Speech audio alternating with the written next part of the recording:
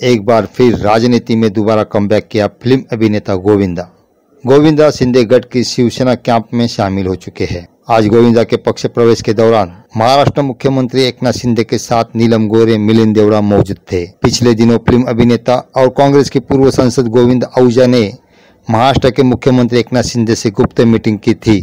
मुंबई की north west seat से शिंदे गढ़ की तरफ से गोविंदा मैदान में उतर जा सकते हैं। गोविंदा ने उत्तर मुंबई के सीट से चुनाव लड़ा था, भाजपा के नेता राम नाईक को भारी मतों से हराया था। अब एक बार फिर गोविंदा राजनीति गलिरों में अपना दमखम दिखाएंगे। अभिनेते गोविंदाजी यांचं आज शिवसेनेमध्ये मी मनापासून स्वागत करतो, त्यांचं मनापासून अभिनंदन करतो। खूपच अतिशय डाऊन टू अर्थ असलेले आणि सगळ्यांना आवडणारे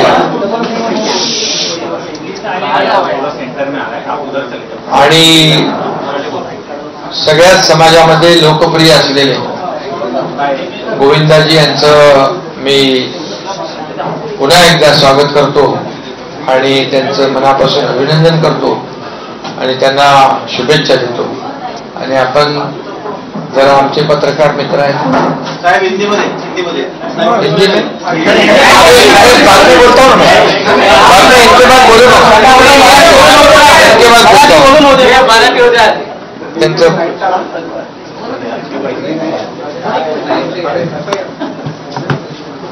नमस्कार, प्रणाम, जय महाराष्ट्र।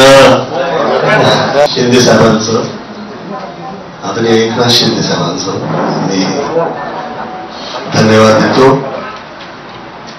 तसेच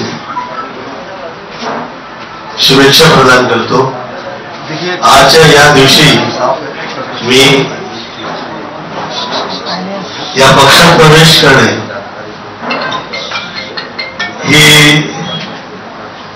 मला असं वाटतं की देवापासून मिळालेलीच कृपा आहे व प्रेरणा आहे।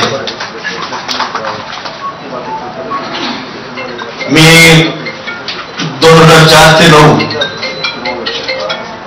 सुरुवातीला पॉलिटिक्समध्ये असताना बाहेर पडल्यावर मला असं वाटलं होतं की आता पुन्हा कदाचित मी या बाजूला दिसणार नाही,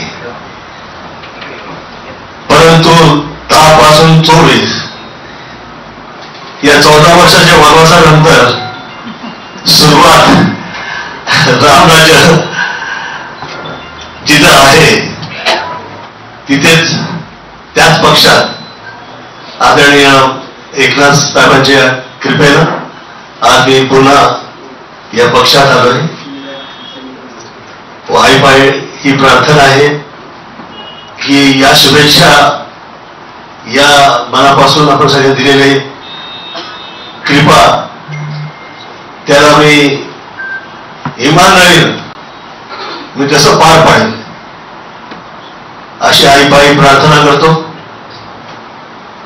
विश्वानि देव सवित दुरितानि परासव यद्भद्रं आसव त्र्यंबकं जजामहे सुगंधिं पुष्टिवर्धनं उर्वारुकमेव बन्धनान् मृत्युर्मोक्षयमामृतात्। कालहर दुःखहर दारिद्र्यहर कष्टहर रोगहर हर हर महादेव। गेले 14-15 वर्ष मी हे दोन जे आईपासून मला मिळालेले हे जे मंत्र आहेत तेच म्हणून मी माझे काम करत होते, कारण मी फिल्म लाईन व पॉलिटिक्स यापासून लांब झालो होतो।